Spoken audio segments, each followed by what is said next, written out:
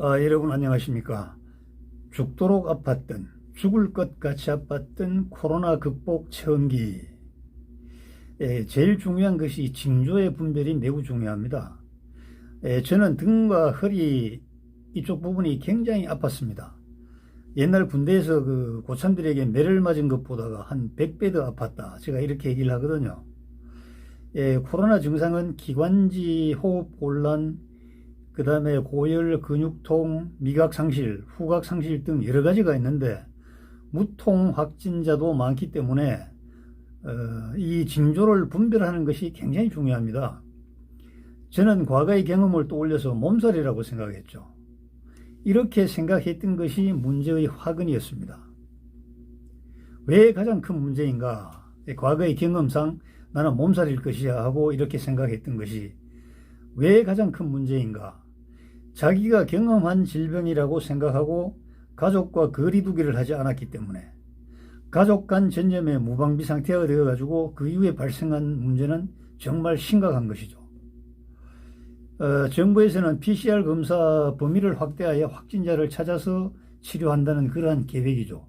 여러분들도 언론을 통해서 잘 아시지만은 뭐 확진자가 7,000명이 넘었다, 뭐 넘었다 자꾸하는 이유가 바로 이겁니다. 이건 이제 나름대로 정부가 할 수 있는 일이죠.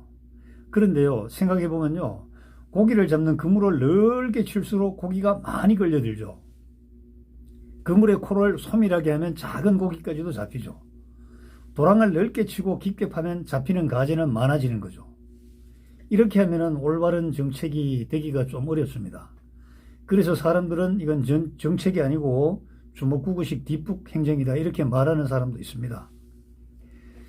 저는 정부 관계자의 노력을 비하하는 것이 아니고 현장 실정이 이렇다는 것을 미리 밝혀드리기 위해서 이런 말씀을 드리는 겁니다. 그리고 보건소나 기타 행정기관은 매뉴얼을 강조하죠. 그런데 사실 매뉴얼은 뭘 기준으로 수립했을까요? 우리 대통령님께서 말했듯이 한 번도 경험하지 못한 코로나 사태에 완벽한 정책이 있을 수가 없죠. 제가 서론이 좀 긴데요. 왜 이렇게 길까요? 너무나 중요하기 때문입니다. 뭐가 중요하냐면 초동 대처가 사태의 확산을 막을 수 있는데 이 초동 대처에 이 관심을 집중하지가 않는 것 같았단 말입니다. 예를 들어서 불이 활활 타오른 다음에 진화하기가 얼마나 어려운지 여러분 잘 아시죠? 뭐 산불 진화 경연대회라도 한다면 모를까? 그렇지 않다면야 활활 타오른 다음에 진화하는 것은요, 엄청난 재산과 인명의 손실과 상실로 이어질 수 있잖아요. 이거는 누구든지 다 생각할 수 있는 거죠. 그래서 처음에 바로 다스리면 즉시 효과를 볼 수 있고 큰 문제로 악화시키지 않을 수가 있는데, 그래서 초동 대처가 가장 중요한 겁니다. 이 세상의 많은 문제들, 뭐 치안 문제, 그리고 국방 문제, 옛날에 그 간첩 잡는 그러한 대간첩 작전 같은 것도 발견이 중요한 거잖아요. 빨리 발견하면 빨리 처리할 수 있잖아요. 그래서 초동 대처가 굉장히 중요한 겁니다. 그래서 처음에 이제 바로 다스리면 즉시 효과를 볼 수 있고 큰 문제로 악화시키지 않을 수가 있죠. 그럼 가정에서는 어떻게 해야 되느냐? 이번에 제가 경험을 해보니까 자가 키트를 보급해 놨다가 이상하다 싶으면 스스로 검사를 하고 이 코 같은 데 찔러서 바로 그 액체에 넣으면 됩니다.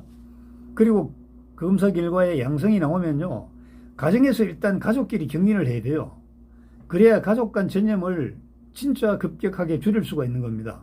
통상 우리가 집에서 가장인 제가 아프면 나 좀 아프다, 어깨가 아프다, 그러면 뭐 아이들이 와서 어깨를 만져주기도 하고 또 뭐 아내들은 맛있는 음식을 만들어서 같이 먹기도 하고 하잖아요.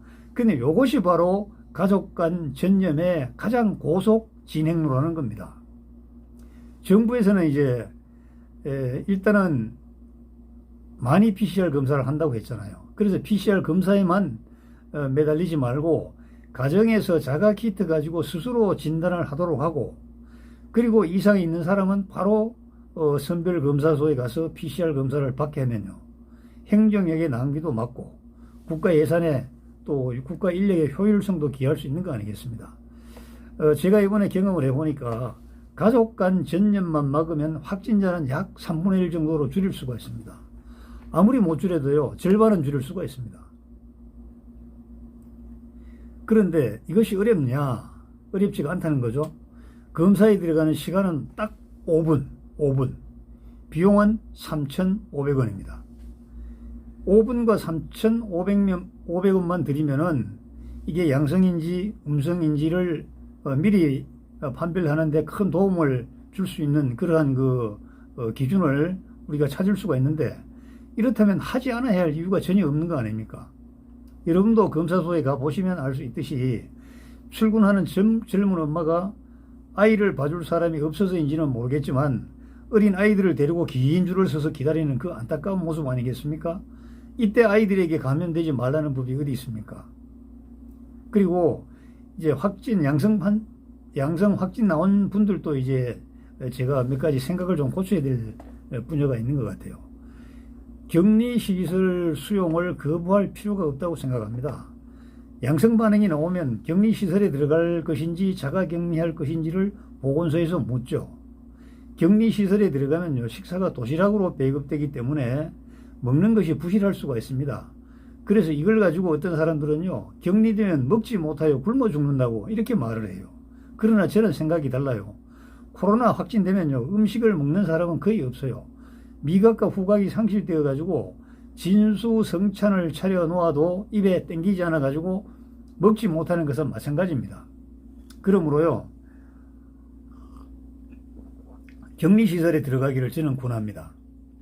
집에서 다소 멀리 떨어져 있더라도 정부에서 관리하는 시설에 일단 들어가는 것이 좋을 것 같아요. 여러분들이 말하는 대로 먹지 못하여 죽는 경우가 발생한다 손 치더라도 만약 그런 상황이 발생하면 그 책임은 정부가 지는 거 아닙니까? 그러니까 걱정할 필요가 없는 거죠. 그래서 일단 격리 수용되면은 뭐 산소 요구량이라든가 온도라든가 체크해 가지고 그 기준 이하가 되면 바로 가까운 병원으로 이송됩니다. 병원으로 이송되면은 전문 의료 시스템의 지원과 보호를 받아서 치료를 받죠. 저는 뭐 한 병실에서 서너 명이 함께 있었기 때문에 거기에 같이 생활하는 사람들이 그 간호사분들에게도 위생상 문제를 컴플레인 하더라고요. 그리고 여러 불결한 상황이 있다고 이렇게 막 불평을 해요. 하지만 따져보면요, 따질 일이 아닙니다. 정말 그런 거 일일이 따질 일은 아닌 것 같아요. 혈압 체크하고 산소 요구량을 확인하며 또 기저질환에 대한 치료가 병행되잖아요. 그렇기 때문에 의료시설 들어가는 것은 나쁘지가 않습니다. 의료 인력들이 세밀하게 보살피면서 상황이 호전되는 정도에 따라 이렇게 치료하고 퇴원을 시키고 있죠. 제가 있을 때는 간호사분들이 밤 10시부터 그 다음날 아침 먹을 때까지 4번 정도 들어오더라고요. 4번 정도만 많이 들어오는 거 아닙니까? 와서 전부 체크 다 해주더라고요. 저는 가장 나중에 들어갔다가 가장 먼저 퇴원했죠. 4일 되니까 퇴원하라고 하더라고요. 그래서 입원해서 치료받던 환자들에게 이 부러운 시선을 제가 받았습니다.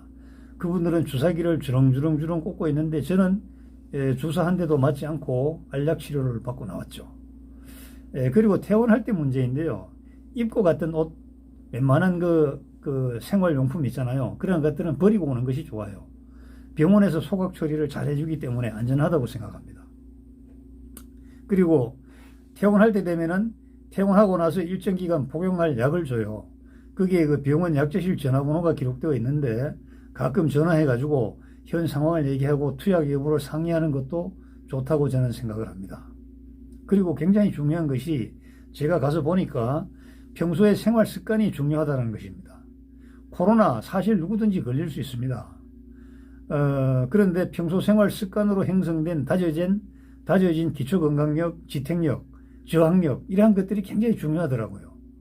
코로나로 장기 치료받는 사람들 제가 보니까 고혈압, 당뇨, 폐, 간 질환자들이 굉장히 많았습니다. 이분들은 사실 거의 담배를 피웠고 술을 즐겨 마시는 사람들이 많았죠. 물론 저와 같이 술과 담배를 입에 대지도 않고 규칙적이며 그래도 활발한 생활을 하였던 사람들도 많습니다. 이런 사람들은 호전도가 굉장히 빠른 것입니다. 그래서 빨리 나온 사람은 괜히 빨리 나오는 것이 아니고 평소에 생활 습관으로 확립된 그 어떤 신체의 에너지가 뒤를 받쳐주고 있다고 저는 생각합니다. 그러므로 생활 건강은 아무리 강조해도 지나침이 없을 것 같습니다. 그런데 이제 많은 사람들이 질문을 하죠. 코로나는 누구에게 전염되나? 사실 정확한 답은 없어요. 확진된 사람, 그 사람들과 매우 밀접 접촉자도 여러 번 검사해 봤지만은 음성이 나와가지고 외국 비즈니스 나간 사례도 있습니다. 또 매일 6시간 정도 같이 일하고 커피 타임 갖고 점심도 먹는 그 사람들은요, 한 사람은 양성인데 한 사람은 음성이에요. 그런데 딱 한 번 그들과 차를 마신 사람은 확진자가 되었죠. 그러므로 가급적으로 동선을 줄이고 꼭 필요한 일이 아니면 다니지 말며, 또 우리가 살면서 인간적인 정을 너무 내지 말아야 된다고 저는 생각을 합니다. 그리고 또 질문 있죠. 확진자가 치료받으면 항체가 형성되어 다시는 걸리지 않는가? 이 역시 정답이 없습니다. 항체가 형성되기는 하지만 하이 레벨이 아니고 로우 레벨이므로 안심할 수 없다고 말하는 전문의들이 많더라고요. 그리고 또 백신 맞으면은 코로나에 걸리지 않는가? 여러 보도나 경험을 통하여 판단하자면요, 이 역시 불투명합니다. 저와 같이 있었던 환자들은 백신을 다 맞았다고 했습니다. 그러므로 백신을 맞았다고 해서 100% 예방된다고 할 수도 없고, 또 백신을 안 맞는다고 해서 예외 없이 코로나에 걸린다고 예단할 수도 없습니다. 그래서 과학적, 의학적, 상식적으로 판단을 할 수밖에 없는데, 과학적, 의학적 지식은 우리 국민들은 낮지 않습니까? 그래서 경험과 상식에 이렇게 기대는데, 그 기대는 정도가 지나치다면 이 역시 좋지 않게 결론이 맺어집니다. 그래서 제가 결론을 맺는다면요, 조기 발견, 조기 차단이 가장 중요합니다. 이 가정이라는 울타리 안에서 가족들이 무방비 상태로 코로나에 노출되는 것을 막아야 합니다. 저의 경험상 자가키트 활용이 가장 효율적이라고 생각합니다. 단 5분의 시간, 3,500원 정도의 비용이라면 누구라도 할 수 있지 않겠습니까? 만약에 정부에서 이것을 지원해 준다면요, 더없이 고마울 것이라고 저는 생각을 합니다. 치료제는 건강한 확진자에게는 코프 시럽이라는 감기약이 특효이고, 이 열이 나면요, 타이레놀이 치료제로 사용되더라고요. 다른 시설에서, 다른 병원에서 치료받던 사람들도 저와 같이 통화를 하면서 그런 얘기를 많이 하더라고요.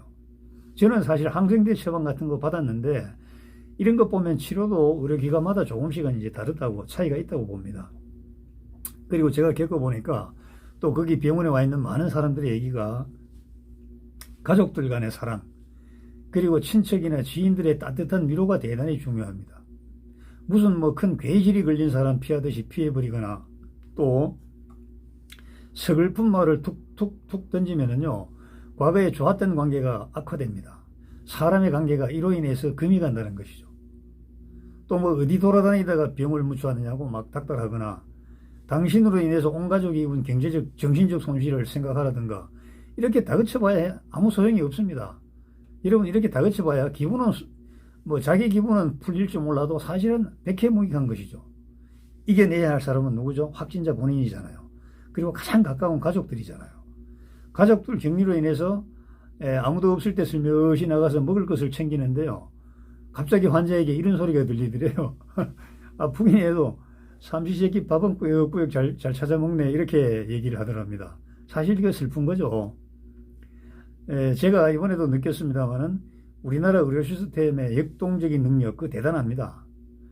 여러분, 과거에 저희 선배님들은 군대에서 옴이라는 게 그 유행을 했습니다. 그래서 막 조금이라도 이 가려운 데가 생기면요, 일단 옴 환자 치료 텐트로 보내버립니다. 거기 가서 진짜 옴이 걸려가지고 치료된 후에 복귀하게 했다는 그런 제 선배님들의 경험담이 있습니다. 사실 지금 우리나라 의료 시스템과 종사하시는 분들은 세계 최고라고 저는 칭찬을 드리고 싶습니다. 그리고 그분들에게 감사드립니다. 징후감지, 자가키트 검사, 초동조치, 격리 또는 치료의 선순환 사이클, 이 사이클이 빨리 확립되기를 기대해 봅니다. 너무 여론에 들떠서 안 되고, 또 너무 공포감에 질려서도 저는 안 된다고 생각합니다. 코로나 이길 수 있습니다. 역사를 통해서 많은 그 괴질환들이요, 인류를 괴롭혔지만은 어느 순간에 다 사라졌습니다. 이 코로나도 그 중에 하나라고 저는 생각을 합니다. 너무 가볍게 봐서도 안 되고, 또 너무 겁을 먹어서도 안 됩니다. 정부에서도 저희들이 희망하건대 차분하게 정말 가장 합리적인 매뉴얼을 만들어 가지고 국가의 인력과 예산을 투입하고, 또 국민들이 여기에 다 응한다면은 쉽게 벌써 2년이 지났기 때문에 쉽게 잡힌다는 말은 하기는 어렵습니다만은, 뭐 그리 겁먹을 문제는 또 아니라고 생각을 합니다. 그래서 우리가 옛날에 그 목동을 지키는 아이가 그 지키는 목동이 있잖아요. 양떼를 지키는 목동.